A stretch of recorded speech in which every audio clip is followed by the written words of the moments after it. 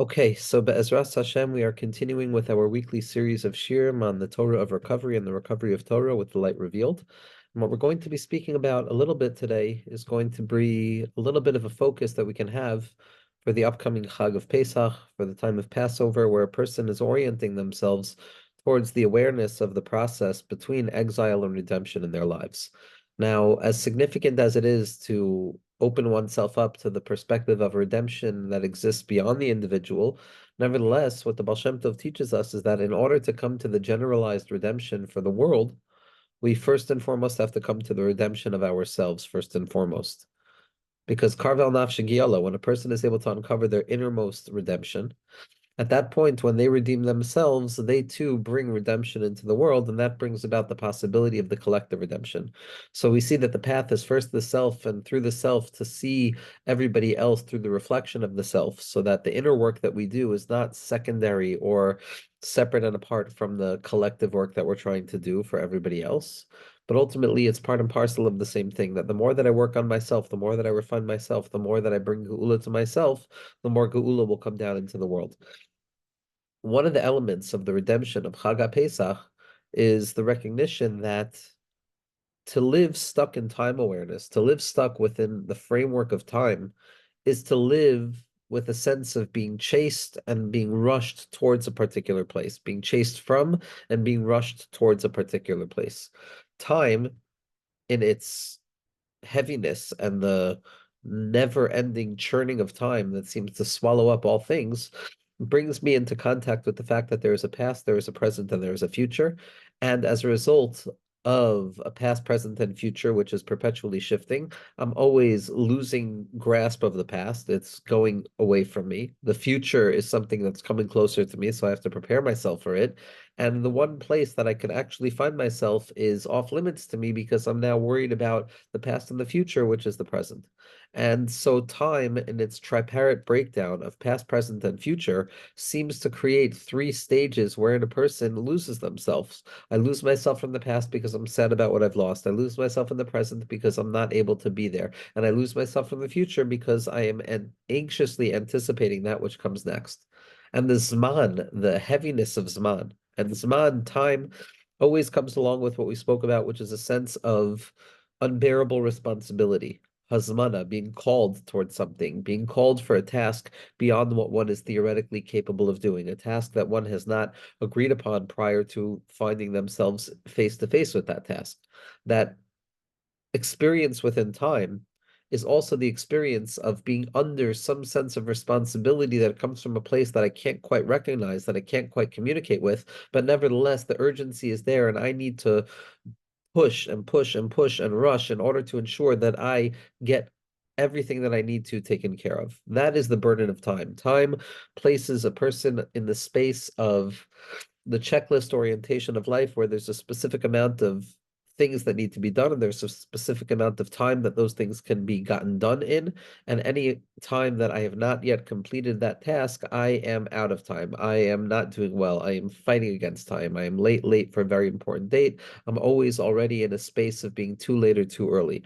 This exile in time takes a person away from themselves, takes a person away from the capacity of finding any semblance of presence in the moment, because I'm always rushing away from where I'm at or running away from where I was. This element of time, in accordance with the way that a person experiences their life, is going to be responsible for the amount of suffering that a person experiences. The more time awareness that I have, the more aware I am of the lag between what I am and who I would like to be, how I experience life, and how ideally I would like to experience life. The ideal and the real, the separation between how I would feel if I was not chased by time, how I would feel if I had enough time, how would I feel if there was enough time for all things, versus how I feel now in the scarcity of time, where time is something that is rushing and there's not enough time, there's not enough time.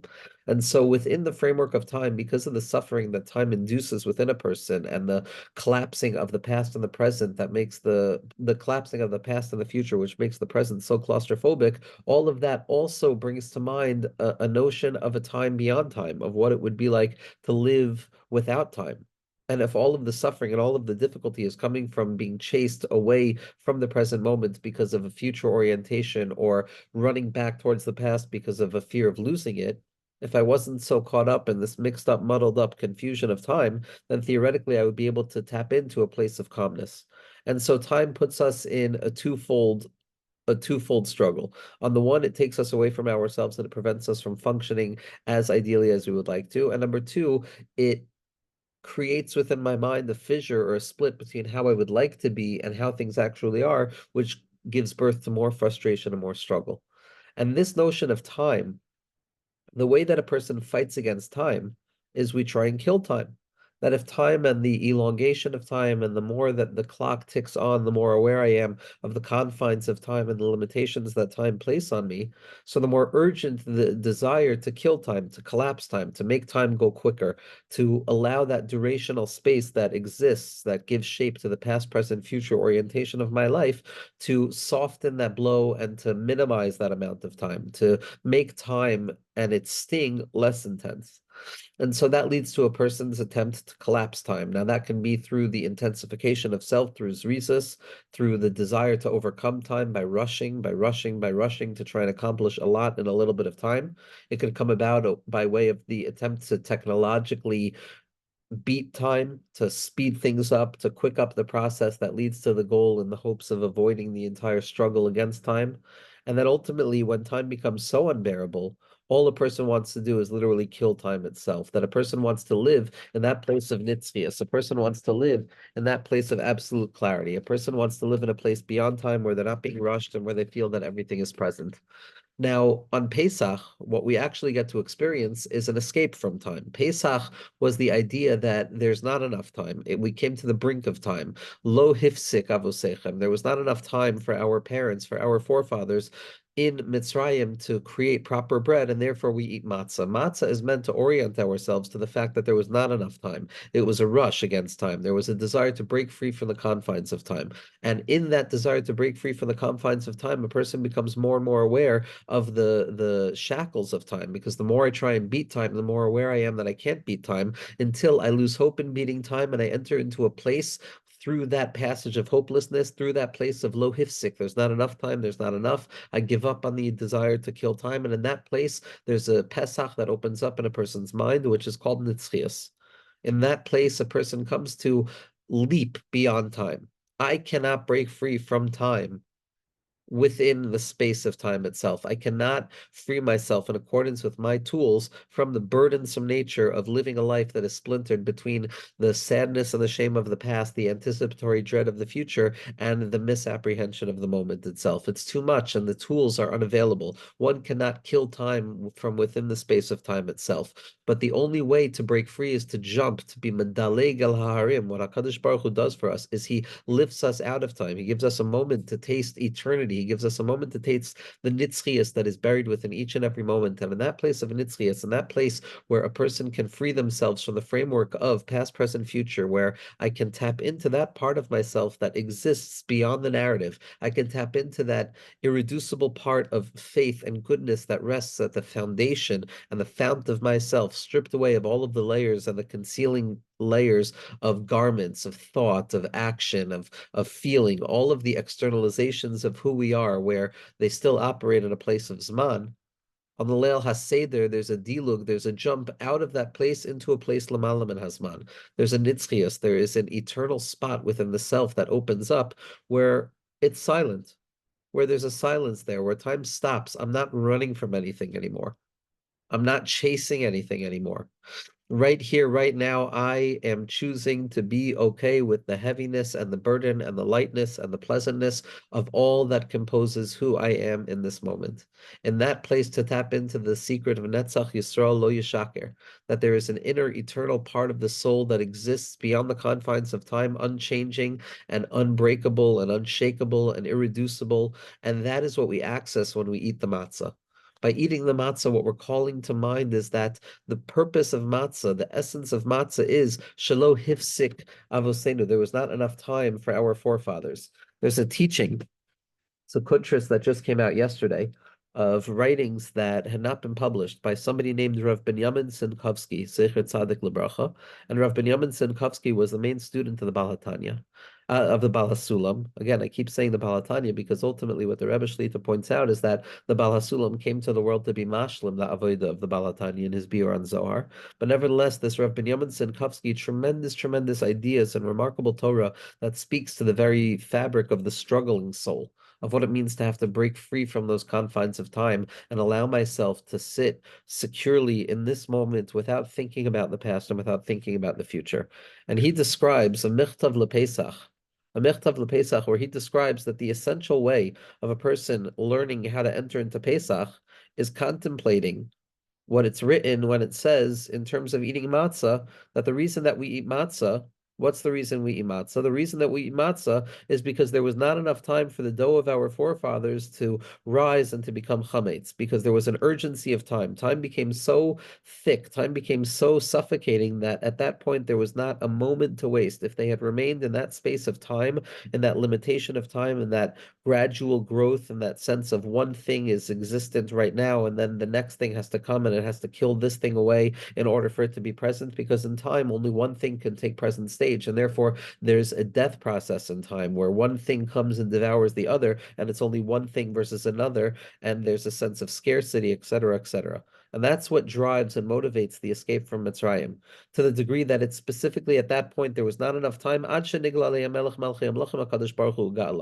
it's specifically in that loss of time and that insanity that comes about when I realize there's simply not enough time and I can't do everything I need to do and I can't be everything I need to be, etc., etc. It's at that point of the hopelessness in time and the collapsing of the framework of time that HaKadosh Baruch Hu reveals himself. And it says Rav Binyamin, V'tzarich ma'od, a person has to deepen their understanding in these profound words, that the entire purpose of eating matzah is rooted in the fact that there was not enough time. There was not enough time in order for the bread to rise. Meaning to say that all of the problems of Mitzrayim, says Rav Binyamin, were rooted in a sense of time orientation. Time orientation is that stuckness that a person encounters where it's one thing or the other. This is where all of the problems come from. This is where all the pain comes from. This is where all exile comes from. All of it comes about as a result of the negative element that comes from the concept of time, the time of being summoned, the notion of being summoned in a limited space. It is the polar opposite of Nitzchias, of that eternal presentness. Because in Nitzchias, from that perspective of presentness, from that place of tapping into the soul beyond the past, present, and future orientation of self-judgment and self, identity, but tapping into that innermost point that exists beyond all of those things, everything is whole. Everything is whole in the most possible whole expression of wholeness, and there's a pleasantness that is unending there. And again, we understand that this is not coming to say that there's a place beyond the struggle, but the struggle itself becomes the wholeness. A person comes to identify the okayness within themselves, and we uncover the unending, undulating sway and flow of divine pleasure. Kamosha anu mispalalim, like we say every day on Shabbos, when we say on Shabbos in our Shemona Esrei, that everybody will be satisfied, and they will find pleasure. Meaning to say that in a space of time, says Rav Binyamin, there is a contradistinction between satisfaction and pleasure, because satisfaction is when the desire is gone, and therefore there's no pleasure because pleasure is emergent out of desire. So satisfaction of a desire seems to be the death of that desire, and therefore it's the opposite of pleasure. But that's only something that's true rooted in time, like Rav Binyamin points out, that it's only when one thing can be in one place at one time and then something else has to knock it out of its place. But from a perspective of Nitzchias, which is beyond past, present, and future, which is the settling of myself and the orientation of myself towards that which has always been and will always be true within me, the unchanging part of myself, this kashrus apinimius to HaKadosh Baruch Hu, that nikud of Netzach Yisrael Lo Yishaker, that unchanging part of the self, that as long as it is still alive and still breathing, it has that innermost capacity to uncover the infinite light of HaKadosh Baruch Hu where it sits, that in the space of Nitzchias, Hasvia Eino Mechabe Es HaTainug, satisfaction does not destroy the concept of pleasure, but rather there's a notion of yearning and satisfaction at the very same time. This is what we're trying to do when it comes to Leil Pesach. We're leaping over the element of time. We have not yet beat time. It's impossible to beat time. A person cannot beat time unless a person escapes from time, unless a person is taken out of time. And on Leil Seder, like we spoke about yesterday, it's a place of Bilti Seder. It's a confusing time because we're breaking free from the boundaries of the time-oriented and the time-bound self, which is rooted in the expectations of birth and the terror of death.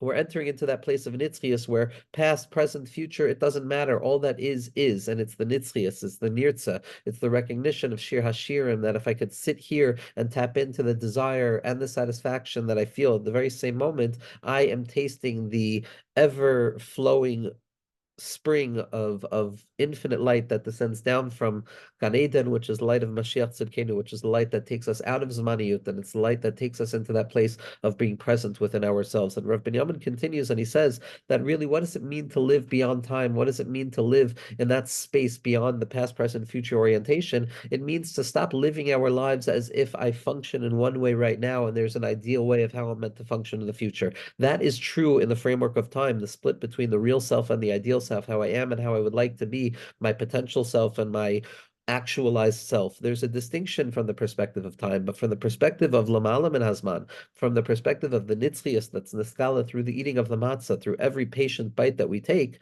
every patient chew that we make, ultimately what we experience there is the recognition that I already am actualized. Everything is present right here, right now. There's nothing that's lacking. There's nothing missing from the house of the king. There's absolutely a full presence of all things in their potential state because I am tapping into the infinite place of HaKadosh Baruch Hu at that place. And in Nitzchias, a person can see themselves as if they have already been redeemed. From the perspective of Nitzchias, we can understand how it could be that Chayav Adam Liros Asatzmo Keilu Yatzam Mitzrayim. How could a person say the Keilu Yatzam Mitzrayim? We find ourselves stuck in Mitzrayim on every element of ourselves, in our head, in our eyes, in our ears, our nose, our mouth, our neck, our throat, our bodies, our legs, our arms. Every part of us is continuing to be stuck in an element of Mitzrayim, in that limitation. But it's also from that place that we are forced to jump out of it. We're forced to be Medaleg Elaharim, to break free from Mitzrayim, to completely undo the reality of Mitzrayim and to tap into a place of Yitzias Mitzrayim. How? Only by way of breaking free from time, of breaking free from time, of rushing, of the expression of a zrizas b'mesinos, a calmness but an alacrity, a desire to swim through time without the restrictions of time, and to taste that light of nitzchias that exists. That's the only way a person can truly say that it's as if I've actually left Mitzrayim. Because from the perspective of Zman, a person is always, to one degree or another, in between Mitzrayim and Yerushalayim. But ultimately, it's only from the perspective of Nitzchias, where Mitzrayim and Yerushalayim are revealed to be both elements of the expression of HaKadosh Baruch Hu's infinite light. In that place, everything is found. And that's the secret of the Matzah. And a meditation for the Matzah, Kavanah for the Matzah, is to realize this, that it was out of time. There was no more time to waste. It was now or never. It was do or die to one degree or another. The whole urgency of the moment, that if not now, when? Imlo achshav emasai. Imlo achshav emasai. If I don't do it right now, there's not going to be a time to do it. And in a person diving into that place of suspending their disbelief for a second, of letting go of the chametz, even though they know that the chametz is still there, and jumping into that place of nitzchias, of believing in our best selves and radically affirming the true nature of ourselves as we exist from a perspective of redemption rather than exile, as we exist from the perspective of eternity rather than from the perspective of the temporal fragmentation of human experience. In that place, we taste the hitznoitzisus, we taste a place l'malam and asman, we taste the light that's beyond the natural order of things, we taste the light that rests hidden within the soul in a silent, confident, yet humble way that we know will persist in spite of all things that come away and try and cover it over. That light of nitzchias. And then once we lose it after the night of Pesach, then we work through time to develop nitzchias again. Then we go through Sfiras HaOmer, where we really focus on time. We count the days, we count the weeks. And all of that is to then go from a place Lamalam and Asman that we taste on the night of the Seder by being taken out of time and living in that moment of that eternal presence of the Nekuda HaPnimis, of that Hoivet Midis, of the fact that I am perpetually present within myself because I am a direct expression of HaKadosh Baruch Hu's light in this world, and HaKadosh Baruch Hu is the eternally present Haya Hoiva V'Yihya, all folded into the Hova itself. It's not the Hova, it's not a present that denies a past or a future, but rather it's a present that makes room for a past and a future within itself to create the flow within the unity itself. And in that way, we taste that place beyond time, we descend into time once again, and then on Shavuos itself, we taste the secret of Lamalam and Hazman B'toich Hazman itself, that above time within time itself. Pesach is above time. Sfiras HaOmer is in time. Shavuos is above time within time itself. And in order to get to that place, we have to first and foremost prepare ourselves to free ourselves from time, to learn the first mimer of the Pachad Yitzchak, in Mamre in Maimer Pachad Yitzchak for Pesach, where he speaks about this Indian of that the conflict or the war or the battle between the soul that on the one hand wants to break free from time, and on the other hand recognizes that it is stuck within time, is the urgency to collapse time, to make time go quicker. Zrizus, which is the secret of the matzah, which is what Rav Binyamin Senkovsky is describing as shelo hifsik, because there's no time. A person feels this mamish in the Hakdama to Pesach, where there's such busyness and there's such running and returning and going here and going there and struggling with this and that, and all of the bilbulim and all of the bilbulim of the bilbulim and all of the bilbulim about having different bilbulim and not the original bilbulim, etc., etc., etc. All of that is because that there's a rush, there's a collapsing of time, there's no time left. And at that point, a person jumps beyond time and they tap into nitzchias and they eat the matzah and they draw down the light of the matzah, that Meichel de Nusa, that secret of Emunah that rests beyond time. It rests as the spring that exists far beyond time. It's the source of the creation of time itself. It's the light of HaKadosh Baruch Hu b'chveido yiv'atzmo kavyachol. It's the Meireh Gadol, which is the Gilui Shechina, which is the Hashras HaShechina, the presence of the self to itself, within its space, within its time, at the night of the Seder, in whatever orientation a person finds themselves. And Be'ezras Hashem, we should be zoiche to be yotzim in asman, to taste the light of Nitzchias, so that we remember that sweet taste enough that when we fall back down into the place of time and we have to fight time, we now have the weapons necessary to know that in spite of all of the appearances, there's a secret of Netzach Yisrael Lo Yishaker. Be'ezras Hashem.